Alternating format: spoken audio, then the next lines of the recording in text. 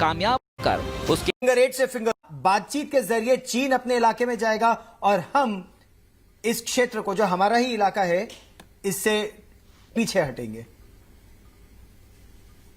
देखिए, ये जो यथास्थिति है, जो प्रेजेंट सिचुएशन है, ये तनाव की भी है, टॉक्स की भी है और तैयारी की भी है। लेकिन सबसे बड़ी बात यह है कि हमको चाइना पे बिल्कुल ट्रस्ट नहीं है। इसलिए जरूरी है कि हमारे जितने भी विकल्प हैं जी, और जो हमारा संकल्प है, और बड़ी बात तो ये है, देखिए ये जो इलाका है ये एलएसी का इलाका है। इसमें जो प्रॉब्लम है एरिया ऑफ डिफरेंट परसेप्शन की है, इसमें चाइना स्टेटस को चेंज करना चाहता है। लेकिन जो बड़ी बात ये है कि इस इलाके के अंदर में लद्दाख, ईस्ट लद्दाख के इलाके में हमारा बॉर्डर इशू है और चाइना को ये नहीं भूलना चाहिए कि ये स्थिति जहां से शुरू होगा तो अगला कदम क्या होगा। अभी की जो मिलिट्री केबिलिटी, तो क्या होगा अगला कदम और हमारी जो क्या तैयारी होगा है अगला वो अलग कदम? ढंग क्या की चीन और है। इलाकों में घुसपैठ करेगा? क्या जंग हो सकती है भारत और चीन के बीच?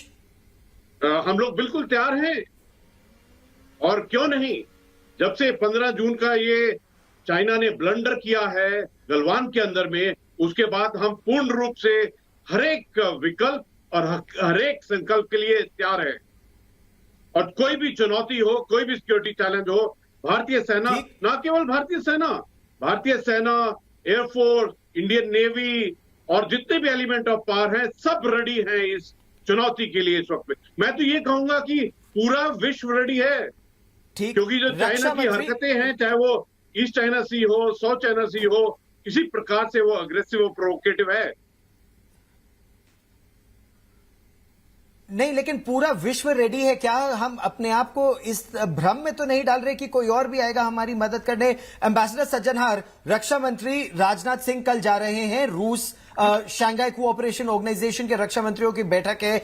इसमें क्या भारत चीन की भी बातचीत हो सकती है, या द्विपक्षीय मुद्दों को अलग रखा जाएगा और यह मुद्दा राजनयिक स्तर पर या सैन्य स्तर पर ही इसका हल निकलेगा, या फिर यह एनएसए लेवल या प्रधानमंत्री और चीन के राष्ट्रपति शी जिनपिंग के लेवल पर जाएगा हल के लिए? देखिए, अगर गौरव आप मुझे इजाजत दें तो पहला जो आपने प्रश्न पूछा था, जो क्या हमको चीन के साथ स्वयं जूझना पड़ेगा या कोई और देश हमारी सहायता के लिए आएगा, तो मैं उसमें उत्तर दूंगा। देखिए, हमको अपने आप ही जो अपना जो लैंड बॉर्डर है, सीमा जो है, उसमें जो रक्षा करनी है 3488 किलोमीटर की, वो हमको स्वयं करनी पड़ेगी और कोई हमारे सहायता नहीं आएगा। देखिए, कहीं भी वो नहीं जाता है, परंतु हमारे जो मित्र हैं, पिछले 5-6 साल में हमारी जो विदेश नीति है काफी अच्छी हुई है। हमारे बहुत अच्छे मित्र बने हैं, बहुत ही सुदृढ़ मित्र बने हैं, चाहे अमेरिका हो, ऑस्ट्रेलिया हो, जापान हो, फ्रांस हो, ब्रिटेन हो। तो बाहर से जो भी उसके ऊपर, चीन के ऊपर दबाव डाला जा सकता है, चाहे यूनाइटेड नेशन से, यूएन सिक्योरिटी काउंसिल से, वो मैं समझता हूं जो हमारी सहायता जरूर करेंगे। जो आपने प्रश्न पूछा है शंघाई कोऑपरेशन ऑर्गेनाइजेशन का, बायलैटरल इश्यूज उसमें बिल्कुल बाहर रहते हैं। वो जो भी उसकी बातें हैं, वो उनको कैसे कोऑपरेशन किया जाए, बढ़ाया जाए, अगेंस्ट टेररिज्म हम कैसे एक्ट कर सकते हैं, वगैरह वगैरह। और रक्षा मंत्री राजनाथ सिंह जी का वहां जाना एक और महत्वपूर्ण है, क्योंकि आपको याद होगा अभी वो मई में गए थे और हमने कहा था जो हमको वहां से जो भी हमने इक्विपमेंट और जो भी आर्मामेंट हमको जल्दी चाहिए, S-400 भी जल्दी चाहिए, AK-403 जल्दी चाहिए, और जो है कामो 22060 हेलीकॉप्टर्स जल्दी चाहिए। और रूस ने हमको ये कमिट किया था, जो ये सब वो बिल्कुल जल्दी हमको भेजने के लिए तत्परता से वो हमारा रिक्वायरमेंट को मीट करेंगे। तो मेरे विचार से ये बातें होंगी।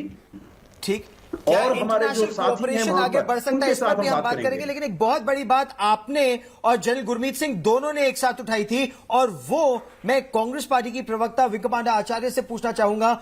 मैम, क्या यह संभव है, जैसा दोनों हमारे डिप्लोमैट और आर्मी जनरल कह रहे हैं, कि जब देश पर खतरा है तब तो सत्ता और विपक्ष को एकजुट होना चाहिए, एक स्वर में चीन के विरुद्ध बोलना चाहिए? क्या यह संभव है?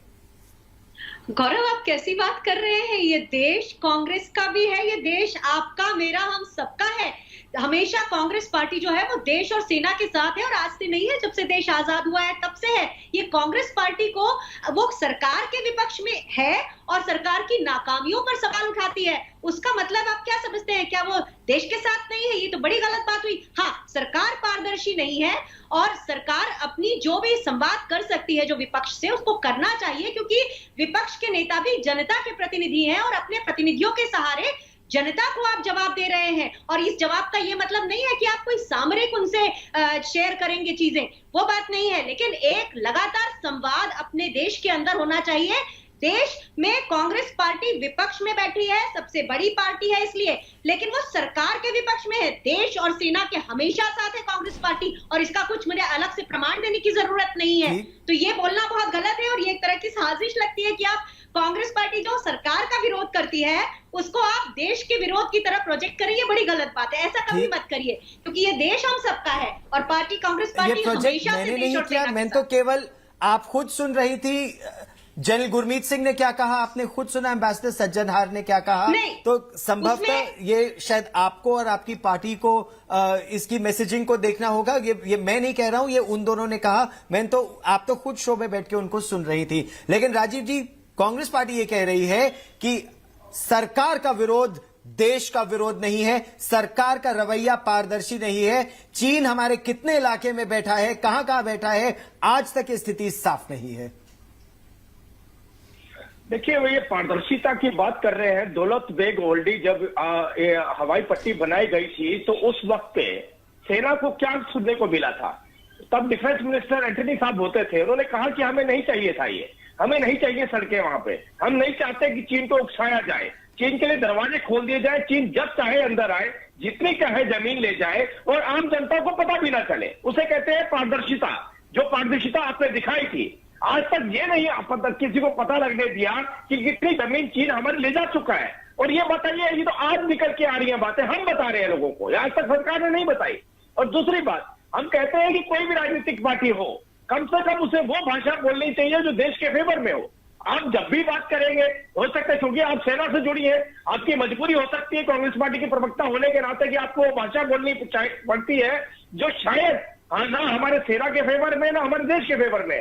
बावजूद उसके मैं एक आग्रह करना चाहता हूं कि आप ये देखिए कि चीन को, चीन आज पूरी दुनिया से अलग थलग हुआ। चीन, चाहे वो ताइवान हो, जापान हो, वियतनाम हो, कोरिया हो, हांगकांग हो, हर तरीके से पूरी तरह से कटा हुआ चीन। अब हमने ये बताने, क्वाड जब बना तो क्वाड बनाने के पीछे क्या मंशा थी? क्वाड बनाने के पीछे यही मंशा थी कि हम चीन को किसी तरीके से प्रेशर दे सके। हमने इकोनॉमिक फ्रंट पे उसको बाइकआउट किया, हम टेंडर में उसको पार्टिसिपेट नहीं करने दे रहे हैं, हम जंग के अंदर बाकायदा लिखवा रहे हैं। सारे कदम, ये आपने बीजेपी का प्रश्न सुना, आप उत्तर दीजिए जल्दी से। मैं ये कह रही हूँ कि इतना बौखलाने की जरूरत नहीं है। मैं बिल्कुल उसकी भाषा नहीं बोल रही हूँ, ऐसी कोई भाषा जो देश के विरोध में है। मैं तो इस सेना में 25 साल रही हूँ और मेरी कोई मजबूरी नहीं है कांग्रेस पार्टी में प्रवक्ता बन के। ये बहुत गलत बात की आपने, लेकिन आप चूंकि व्यक्तिगत आक्षेप लगा रहे थे, लेकिन मेरा ये कहना है कि सरकार जो राजनीतिक और कूटनीतिक स्तर की बात है, वो गिनती से सर ने जो बताया वो 2-4 उन्होंने बताया कि जिसमें उन्होंने बात की है, लेकिन अभी तक भी जो स्थायी हल आएगा वो सैनिक बातचीत से नहीं आएगा। ये आप भी जानते हैं, मैं भी जानती हूँ और ये पूरा देश जानता है। तो उसके लिए कूटनैतिक स्तर की जो बात है, क्योंकि अब जो है विंटर्स आ रहे हैं, हमारी सेना वहां इतने बर्फीले जगह में -40 डिग्री में तैनात है, तो सेना के भी तो साथ आइए। आप अपने लेवल से कूटनैतिक बातें करके साथ आने के लिए देश के प्रधानमंत्री बॉर्डर पे गए, बॉर्डर पे जाकर वहां पर जाकर चीन को उन्होंने बताया कि तुम्हारी ये नीतियां नहीं चलेंगी। एक देश के प्रधानमंत्री दिवाली मनाने के लिए बॉर्डर पर जाते हैं, बॉर्डर पर दिवाली मनाने के लिए जाते हैं। बताइए उनसे पहले ऐसे इस तरीके के कदम कब उठाए गए? वो क्या बताइए आपके परिवार में से? देश का गौरव में एक उम्मीद यही कि सत्ता हो, विपक्ष हो, पूरा देश एक स्वर में चीन के इस विस्तारवाद का विरोध करे और चीन के खिलाफ एकजुट हो, ताकि चीन को यह संकेत जाए कि उसकी यह गुंडागर्दी नहीं चलेगी। सेना ने, हमारे राजनयिकों ने तो यह साफ कर दिया, अब देश को यह साफ करने की आवश्यकता है। आप सब हमारे साथ जुड़े देश का गौरव में बहुत बहुत धन्यवाद। हैं।